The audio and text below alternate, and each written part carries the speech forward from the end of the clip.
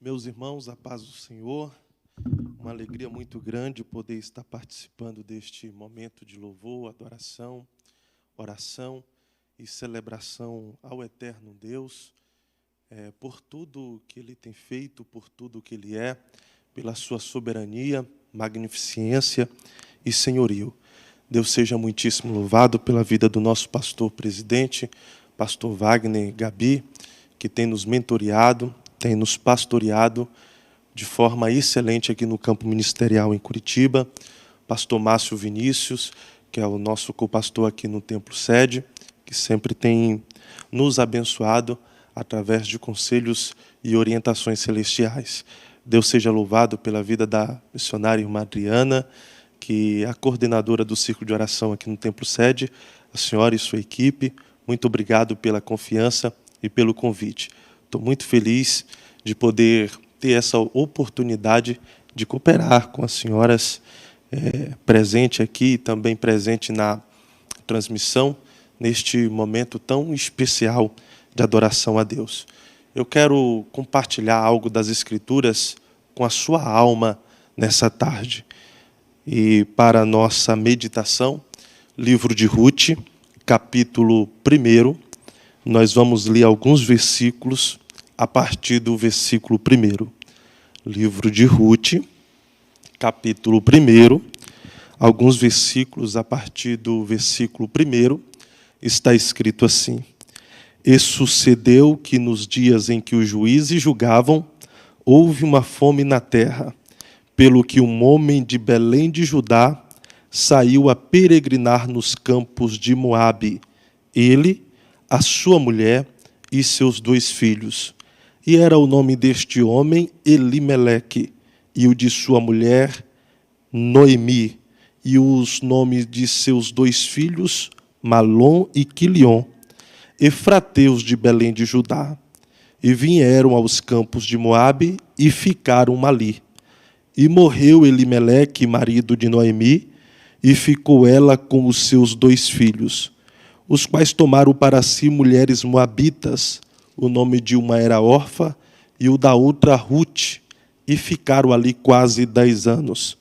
E morreram também ambos, Malom e Quilion, ficando assim esta mulher desamparada dos seus 2 filhos e de seu marido. Então se levantou ela, Noemi, com as suas noras, e voltou dos campos de Moabe, porquanto na terra de Moabe ouviu-se falar que o Senhor tinha visitado o seu povo, dando-lhe pão. Só até aqui, me presta um pouco da sua atenção, para que possamos compreender, entender o que Deus tem para falar conosco, através destes versículos lidos, que fala a respeito de uma família. Família esta que tem motivos o suficiente para nunca, jamais, deixar o lugar de onde eles estavam habitando. Esta família tem motivos de sobra para jamais deixarem o lugar, a localização de onde eles estão residindo, porque eles estão habitando na terra de Canaã, que é uma terra que mana leite e mel, é uma terra fértil, uma terra próspera. Eles também estão vivendo em uma localização chamada de Belém, Belém de Judá. Belém, que tem como significado casa de pão, ou lugar que gera pão. Canaã, mana leite e mel. Belém gera pão. Dá para entender aqui que a localidade, num todo, reflete em prosperidade. Mas não é pelo fato da terra e da localidade ser próspero que isto reflete infelicidade para esta família. A felicidade desta família estava no fato deles estarem vivendo onde Deus queria que eles vivessem. A felicidade desta família estava no simples motivo deles estarem habitando onde Deus queria que eles habitassem. Simplificando, Belém, Canaã, se tornava o melhor lugar do mundo para se viver, por ali ser o centro da vontade de Deus. Viver no centro da vontade de Deus é o melhor lugar para estarmos, para vivermos, para habitarmos. Não existe um lugar na terra que, ainda que seja aconchegante, confortável, luxuoso, mas este lugar jamais vai nos proporcionar o que nós sentimos por estarmos no centro da vontade de Deus. Viver no centro da vontade de Deus é viver em um lugar onde nada e ninguém tem a capacidade de roubar a nossa paz. Viver no centro da vontade de Deus é viver o exterior em um caos, mas o interior está em paz e ter motivos de se alegrar. Viver no centro da vontade de Deus não significa ter tudo o que nós desejamos, significa ter tudo o que nós necessitamos. Viver no centro da vontade de Deus não significa viver em um casarão, em uma mansão, em um lugar bem luxuoso. Até porque eu sei de pessoas que vivem em mansões, mas não conseguem ter paz, porque naquela mansão não existe um lar. Mas eu sei de pessoas que moram em casebres de aluguéis, mas estas pessoas conseguem ter paz, porque neste casebre simples existe um lar, existe harmonia, existe prazer de convivência entre os membros desta família. Por isto, vale muito mais a pena não ter tudo o que nós desejamos, porém, ter Deus, do que ter tudo o que desejamos e ter como companhia o diabo. Viver no centro da vontade de Deus é viver no melhor lugar do universo. Mas nós não podemos nos precipitar em pensar que, missionária irmã Adriana, que pelo fato de vivermos no centro da vontade de Deus, estaremos isentos de passarmos por algumas crises, adversidades e sofrimentos. Tem muita gente que pensa que, por servir a Deus e estar no centro de sua vontade, não vai passar por situações desfavoráveis. E eu quero desfazer de uma fala que, em alguns momentos, nós ouvimos, que ela é totalmente equivocada e precipitada. Penso que você que está me vendo através das transmissões das redes sociais, que estão presentes aqui, já tenha ouvido um pregador, em um momento de empolgação da ministração, para levar o seu público ao delírio, soltar jargões como: aquele que está em Cristo não passa por crise. Isto é uma inverdade. Estando em Cristo ou não, nós passaremos por crises. Até porque as crises fazem parte do ciclo da vida de todo e qualquer ser humano. Ainda que não queiramos, ainda que não aceitamos, nós passaremos por crises existenciais em alguma área da nossa vida. Mas o maior segredo não está entre passar ou não passar pelas crises. O segredo está em como passar pelas crises da vida. Aqueles que não estão em Cristo e distante do centro da vontade do Eterno, quando passam pelas crises, e eu repito, quando passam, porque nem sempre suportam passar, mas quando passam, eles buscam subterfúgios, para que esses subterfúgios, por um momento, venha trazer um alívio na sua dor, venha trazer um alívio no seu sofrimento, e venha fazê-los esquecer dos seus problemas. Alguém aí fora do centro da vontade de Deus, quando está passando por alguma situação desfavorável, busca subterfúgio no álcool, para que o efeito da substância alcoólica, por um momento, venha fazê-lo esquecer dos problemas, venha fazê-lo trazer um alívio na sua dor e no seu sofrimento. E o efeito da substância alcoólica tem esse potencial de fazer a pessoa esquecer dos problemas, de fazer as pessoas, por um momento, receber um alívio na sua dor e no seu sofrimento. Mas este indivíduo, ele corre o risco de se tornar um dependente alcoólatra e as coisas ficarem bem piores do que estavam. Outros buscam subterfúgio nas drogas, para que o efeito das substâncias químicas, seja ela inalada, ingerida ou injetada, por um momento venha fazê-lo esquecer dos seus problemas e trazer um alívio nas suas dores e sofrimento. E o efeito das drogas também tem essa capacidade de fazer o indivíduo viajar e, por um momento, esquecer dos seus problemas, das suas dores, entre uma nova dimensão. O introvertido se torna extrovertido, o corajoso se torna covarde, o covarde se torna corajoso. É uma mudança de personalidade. Mas este indivíduo corre o risco de se tornar um dependente químico e as coisas ficarem bem piores do que estavam.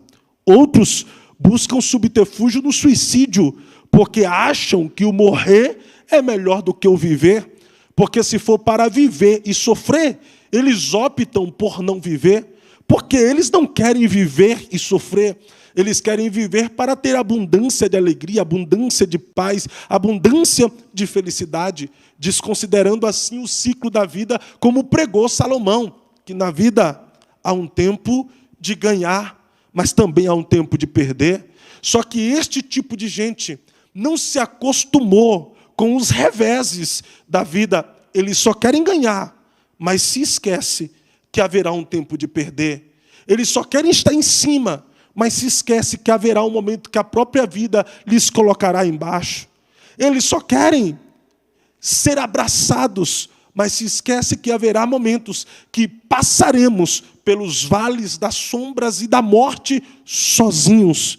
Eles só querem colher, mas se esquece que é necessário termos o trabalho debaixo do sol caustigante, plantarmos para depois colher. Esse tipo de pessoas, eles só querem o bem bom da vida, a felicidade, mas se esquece que a própria vida vai nos proporcionar momentos de infelicidades. É por isso que você vê gente, independentemente de sua classe social, se lançando do último andar do prédio. É por isso que você vê pessoas não suportando os ciclos da vida e dando cabo da sua existência, buscando o suicídio, procurando uma forma de se matar para aliviar a sua dor, se lançando do último andar, procurando uma ponte, um viaduto para se lançar. Outros brincam de roleta russa, pegam um revólver que tem um tambor com capacidade para 6 balas, coloca uma bala e começa a se lastimar. Por que eu nasci? Por que eu vim ao mundo? Será que eu nasci apenas para sofrer? Que lástima de vida! Eu não quero mais viver, porque se for para viver e sofrer, eu prefiro morrer. Achando que com essa decisão trouxe um alívio para a sua dor e para o seu sofrimento, mas não sabe ele e ela que acaba de sentenciar o seu sofrimento na eternidade. Mas nós que estamos em Cristo e no centro da vontade do Eterno, em meio às crises da vida, não buscamos subterfúgio no álcool, não buscamos subterfúgio nas drogas, não buscamos subterfúgio no suicídio. Nós seguimos a orientação do nosso Cristo. Entramos dentro do nosso quarto, fechamos a porta e naquele dia, mesmo sem palavras, apenas com sussurros e lágrimas, os céus nos abraçam e nos diz: eu não prometo te livrar das crises, eu não prometo te livrar de perdas e percas irreparáveis. Eu não prometo livrar você de passar pelo luto ou de ser contaminado com o vírus e passar pelo vale da sombra e da morte. Mas eu prometo passar com você por todas e quaisquer crises que você tiver que passar Esta é a diferença. Os que estão distante de Cristo e do centro de sua vontade, quando passam pelas crises da vida, passam sozinhos. Mas nós, mesmo com distanciamento social, mesmo com lockdown, mesmo com isolamento dentro dos nossos lares, existe um Deus poderoso, onipresente, que está conosco dia e noite e dia. Ele não nos deixa, Ele não nos desampara e estará conosco até a consumação dos séculos. E quando morrermos aqui, a nossa esperança é que nós viveremos para Ele e com Ele viveremos de eternidade a eternidade. Nós não estamos sozinhos. Existe um Deus conosco. Por que eu estou dizendo isto? Porque essa terra, Canaã, Belém, centro da vontade de Deus, em um tempo de fome na terra, atingiu também Canaã. A terra que outrora manava leite e mel, deixou de manar leite e mel. A terra que significava casa de pão, deixou de gerar o pão. Porque quando a crise vem, atinge a tudo e a todos. Não há como escapar. E as crises obrigam de nós decisões. A crise nos obrigam a fazer escolhas. Vocês, as senhoras que estão aqui presentes, vocês que estão na live, meu amigo pastor Eliel Gabi, que está lá na sonoplastia e na mídia, vão concordar comigo que as crises obrigam de nós um posicionamento. Mas nós precisamos tomar cuidado com as decisões, as escolhas e os posicionamentos que nós tomamos em meio às crises. Não podemos tomar decisões pelo calor do momento, pela empolgação. Não podemos fazer escolhas segundo as nossas emoções, segundo os nossos corações. Não podemos tomar posicionamento por causa das pressões da vida. Precisamos ser direcionados. Precisamos fazer escolhas conforme a orientação de Deus. Até porque as decisões que nós tomamos hoje, é ela que vai refletir no nosso amanhã. As escolhas que fazemos no nosso presente, é ela que vai refletir no nosso futuro. Decisões precipitadas e equivocadas podem refletir de forma destrutiva e irremediável. Mas decisões, conforme a orientação de Deus, podem refletir de forma vitoriosa, de forma gloriosa. E pode ser que a orientação de Deus, a primeiro momento, pareça não ser o melhor. Mas se for a vontade dele, é boa, perfeita e agradável. Não precisa parecer ser o melhor para ser a melhor decisão a ser tomada, ainda que pareça ser o pior, mas se é Deus que está orientando, se é Deus que está direcionando, se é Deus que está te conduzindo, pode ir, porque vai valer a pena e o resultado será de glória, será de vitória e será de êxito, porque Ele não te fará fazer uma escolha para a sua dor, para o seu sofrimento e para a sua destruição. Repito, a vontade dele é boa, perfeita e agradável. Por que eu estou dizendo isto? Para você tomar cuidado com as suas escolhas e decisões. Porque Elimeleque, em um tempo de crise em Belém, centro da vontade de Deus, decide peregrinar nos campos de Moabe. Moabe é uma nação, um território formado pelos moabitas. Moabe, ele é fruto de um pecado incestuoso de Ló com a sua primogênita.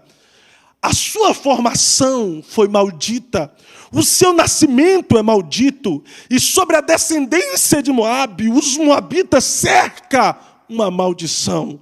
Logo, o território moabita, uma terra pagã, é considerado também como uma terra maldita. Mas Elimeleque, em um tempo de crise em Belém, decide peregrinar nos campos de Moabe. Ele foi apenas para peregrinar, conhecer, ver, observar. Mas parece que quando ele chega em Moabe, missionária Adriana, ele encontra o que estava faltando em Belém. Porque ele foi para peregrinar, mas o texto diz no versículo 3 que ele ficou, ele se estabeleceu, ele criou raiz em Moabe. Porque parecia que em Moabe estava tendo o que em Belém estava faltando. Moabe estava com aparência de bênção. Moabe estava com aparência de vida. Moabe estava com aparência de prosperidade. Mas quando a Bíblia diz que ele se estabelece, versículo de número 4, e morreu Elimeleque. A decisão que pareceu ser a certa, a decisão que pareceu ser a correta, trouxe consequências destrutivas e irremediáveis para Elimeleque. Os seus 2 filhos, Malom e Quilion, queriam continuar gozando da fartura que Moabe estava oferecendo. Pegam 2 moças moabitas, Orfa e Ruth, e eles se casam com elas. E permanece em Moabe. 10 anos depois, a Bíblia diz, e morreram também os seus 2 filhos, Malom e Quilion, ficando a mulher desamparada do seu marido e também de seus 2 filhos. A decisão de Elimeleque, que pareceu ser a melhor de sua vida, trouxe consequências para si e para toda a sua família. O que nós precisamos entender é que a aparência de bênção não é bênção. A aparência de vida não é vida. A aparência de prosperidade não é prosperidade. Às vezes aquilo que é aparência de bênção é maldição. Às vezes aquilo que é aparência de vida é morte. E às vezes aquilo que é aparência de prosperidade é escassez. O que nós precisamos entender é que Belém está em crise. Está passando por um período de fome. Está faltando pão. Está faltando leite. Está faltando mel, mas Deus ainda está em Belém. Então é melhor estar em Belém, em um tempo de crise, tendo a companhia de Deus, do que ir para Moabe, viver um tempo de prosperidade e ter a companhia da morte. Eu sei que muitas pessoas estão sendo obrigadas a tomar decisões, a fazer escolhas, a se posicionar entre ir ou ficar, entre partir ou permanecer. Mas eu quero ser boca de Deus para você que me ouve. Mesmo que você esteja sendo obrigado a tomar decisões, decida permanecer no centro da vontade do Eterno. Não tome decisões pelas suas emoções. Deixa Deus te direcionar. Deixa Deus te conduzir. Deixa Deus te orientar. Deixa Deus fazer por você. Você não precisa entrar em maracutaia para ser bem sucedido. Você não precisa fazer um mau negócio para ser bem sucedido. Você não precisa errar para ser bem sucedido. Você não precisa destruir, derrubar o tapete, puxar o tapete de alguém para ser bem sucedido. O que você precisa é deixar o Espírito Santo conduzir os seus passos. Ainda que ele conduza pelo caminho mais difícil, você verá que no final de tudo, deixar Deus conduzir os seus passos valerá a pena. Oramachuri calamante oramácia. Deixa Deus te direcionar. Uramaia xeri calamande oremácia. É em meio à crise que Deus quer direcionar você. É em meio à crise que Deus quer controlar a tua vida. É em meio à crise que Deus quer estar no controle da sua existência. Moabe pode ter aparência de prosperidade, mas é Deus que está em Belém. E o grito de Deus a respeito de alguém aqui é que já está com as malas espirituais prontas, está na frente do espelho dando o último retoque na maquiagem, dando o último retoque na última ornamentação pessoal, dizendo: eu já decidi decidir, ninguém vai impedir e ninguém vai fazer eu voltar atrás da minha decisão. Mas Deus, Ele me traz aqui para te dizer: você até pode ir, você até pode levar adiante a sua decisão, mas eu não quero que você me responsabilize pelas consequências das suas decisões inconsequentes. Mas se decidirdes permanecerdes no centro da minha vontade, eu vou continuar cuidando de você como eu sempre cuidei, eu vou continuar zelando por você como eu sempre zelei, eu vou continuar guardando você como eu sempre guardei, eu vou continuar providenciando as suas necessidades como eu sempre providenciei. O grito de Deus para alguém é: permaneça.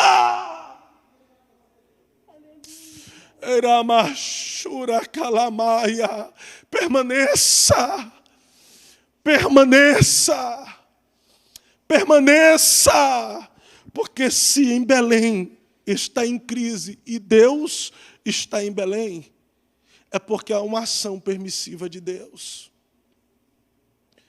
E por que Deus permite a crise? Porque Ele tem prazer na nossa dor, no nosso sofrimento, na nossa agonia e no nosso agonizar? Por que Deus permite a dor?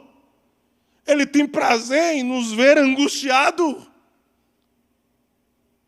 Por que Deus permite circunstâncias desfavoráveis? É pelo simples fato que Ele tem um propósito. E os propósitos que Deus tem são maiores do que as circunstâncias difíceis que Ele permite. O que você precisa entender, que Deus, Ele permite a prova, mas é Ele quem ordena a bênção. Deus, Ele permite o choro, mas é Ele quem consola. Deus permite a seca, mas é Ele quem ordena a chuva. Deus permite até o caos, mas é Ele quem envia a paz. Deus, Ele até complica, mas depois Ele descomplica e explica o porquê complicou. Deus está dizendo para alguém: permaneça no centro da minha vontade, mesmo em meio às crises. Hoje você não entende, mas quando eu descomplicar toda essa situação, entenderás que tudo o que eu fiz foi para o seu bem, porque todas as coisas cooperam para o bem daqueles que amam a Deus. Permaneça. Está doendo, está angustiando, está até perturbando, está ocasionando tristezas, mas entenda que Deus permitiu tudo isto como processo, e o processo dói, o processo machuca, o processo nos leva a ter incertezas a respeito do futuro, o processo mexe com as nossas emoções, o processo nos esmaga, o processo nos amassa, os processos nos machucam, mas quem não vive processo jamais conhecerá o propósito. O que Deus está dizendo para alguém: viva o processo da crise em Belém, porque o propósito vai valer a pena.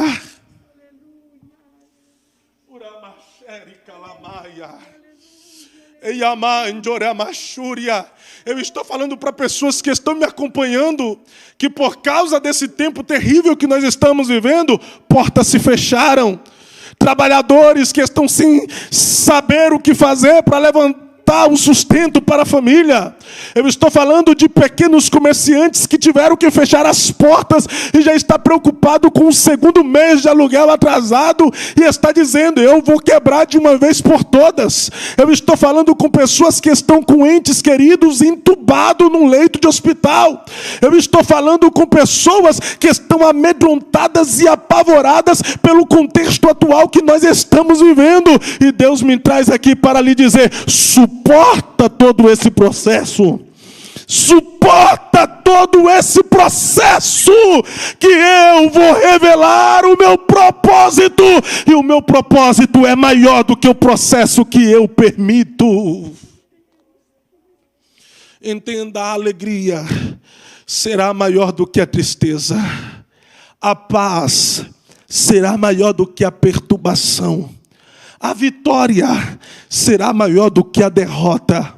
A cura será maior do que a dor. A porta que se abrirá será maior do que a porta que se fechou. O milagre que tu viverás será maior do que todas e quaisquer circunstâncias que te afligem no tempo presente. Eu encerro aqui dizendo o que o apóstolo Paulo disse aos Romanos no capítulo 8 e o versículo de número 18. Porque para mim, eu tenho por certo que as aflições do tempo presente não são para se comparar com a glória que há de ser revelada no futuro. O propósito é maior. Você pode não entender, pode não compreender, mas não é para ser entendido, não é para ser compreendido, é para ser vivido. Mas creia que no final de tudo você vai cantar igual Abacuque. Porquanto, ainda que a figueira não floresça, ainda que não haja fruto na vide, ainda que o produto da oliveira minta, ainda que nos currais não hajam vacas, ainda que nos celeiros não hajam mantimentos, todavia eu adorarei ao Senhor, e exultarei ao Deus da minha salvação. Glória a Jesus, aleluia. Uramashuri kalamandoremai. Turimasheri kalamaya. Turimashuri kalamando. Não espere viver o propósito para cantar. Cante no processo, vai. Você tem 1 minuto para cantar no processo. Libere uma palavra de louvor aos céus. Libere uma palavra de elogios ao Deus que permite o processo para te apresentar o propósito. Vai, adore. Se você tem glória, dê glória. Pode colocar nos comentários mesmo. Se você tem aleluia, dê aleluia. Se você consegue entender que o que você está passando é um processo para viver o propósito, adore antes de chegar no propósito. Adore antes de chegar no propósito. Da mesma forma que Noemi ouviu falar que Deus visitou a Belém com prosperidade, você ouvirá da parte de Deus que Ele visitou a tua casa com prosperidade, com restituição, com porta aberta, com cura, com milagres, com maravilhas, porque Deus é fiel. Aleluia, aleluia. Glória a Jesus. Uramashuri kalamaya. Seja o teu nome, Jesus. Uramashore kalamandore mahasia. Ó Deus, eu oro por essas pessoas que foram alcançadas por esta palavra. Entendem e compreendem que a crise em Belém não faz parte de um plano de Deus para nos ver sofrer. Compreendem que a crise em Belém faz parte de um plano de Deus para nos apresentar um propósito extraordinário que ainda não conhecemos, mas em breve iremos conhecer.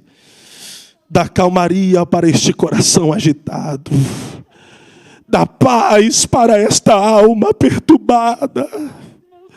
Dá esperança para esta pessoa desesperançosa. Dá alento para esta pessoa enlutada. Mas o vazio ficou. E parece que nada pode preencher. E eles estão perguntando agora, será que a perda deste ente querido foi um processo também? Sim, e para você saber, Deus preenche esse vazio agora com a presença do Espírito Santo. Recebe o Espírito Santo aí. Ele é o Consolador. Ele é o seu conselheiro. Ele é o seu orientador. Ele é o seu mentor. Ele é o seu amigo certo nas horas incertas. Seja abraçado, abraçada pelo Espírito Santo agora.